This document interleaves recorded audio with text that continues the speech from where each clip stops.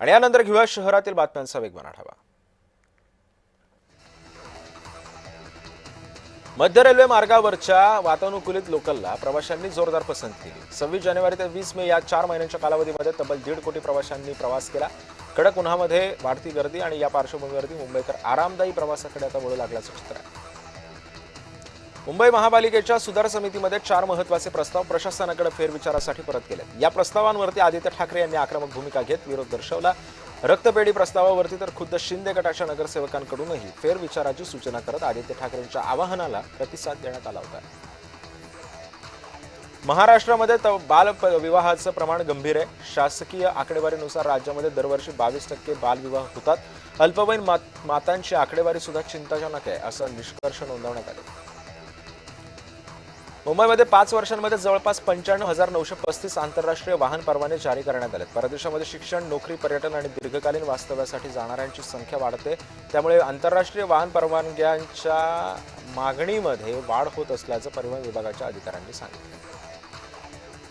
नाशिकमधील ring road बाधित शेतकऱ्यांनी आंदोलन केलं। मंत्री भुजबळांच्या भुजबळ फार्म बाहेर आंदोलन करण्यात आलं। फार्म बाहेर नाशिक पोलिसांचा मोठा बंदोबस्त तैनात आहे। मुंबई महानगरपालिकेच्या 7 हिल हॉस्पिटलचं खासगीकरण तुर्तास तरी टळलेलं आहे। या प्रस्तावाला विरोधकांकडून सध्या तीव्र विरोध करण्यात आला होता, मात्र त्यानंतर प्रशासनाकडे फेरविचारासाठी पाठवण्यात आला। रेल्वे स्थानकांवरील खाद्यपदार्थ दरवाढ स्थगित करण्यात आली आहे। पुढील सूचना मिळेपर्यंत आधीचेच दर लागू राहणार आहेत असं सुद्धा आता समजतं। कर्जत पनवेल उपनगरीय रेल्वे मार्गाचं काम अंतिम टप्प्यात पोहोचले। मावळचे खासदार श्रीरंग बारणे यांनी मार्गावरील विविध कामांची पाहणी करत प्रकल्पाचा आढावा सुद्धा घेतला। पुढच्या 3 महिन्यांमध्ये कर्जत पनवेल लोकल सेवा सुरू होण्याची शक्यता त्यांनी व्यक्त केली आहे। राईस मिलमध्ये काम करणाऱ्या कामगारांना कायद्यानुसार किमान वेतन द्या असे निर्देश कामगार मंत्री ॲडव्होकेट आकाश फुंडकर यांनी दिलेले आहेत।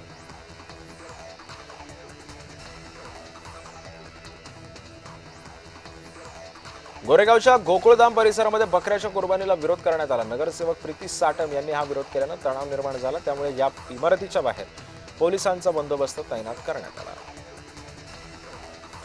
ठाकरे गटाच्या विरोधानंतर रक्तपेढीच्या प्रस्तावाचा फेरविचार करण्यात येणार आहे।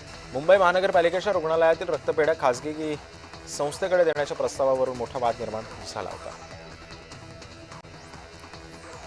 मुख्यमंत्र्यांकडे सुविधांची तक्रार केल्यानं विद्यार्थिनीला वसतिगृहातून बाहेर काढण्याची नोटीस बजावली। नागपुरातील सावित्रीबाई फुले वसतिगृहातील हा सगळा प्रकार आहे।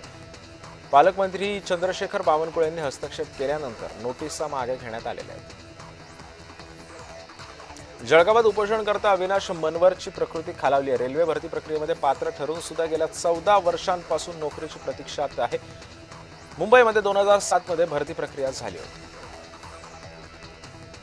कोचिंग क्लासेस असोसिएशननं मुंबईतील आझाद मैदानावरती आंदोलन केलं। लवकरच मुख्यमंत्री देवेंद्र फडणवीस आणि शिक्षण मंत्री दादा भुसे यांना निवेदन देणार असल्याचं कोचिंग क्लासेस असोसिएशनचं म्हणणं आहे।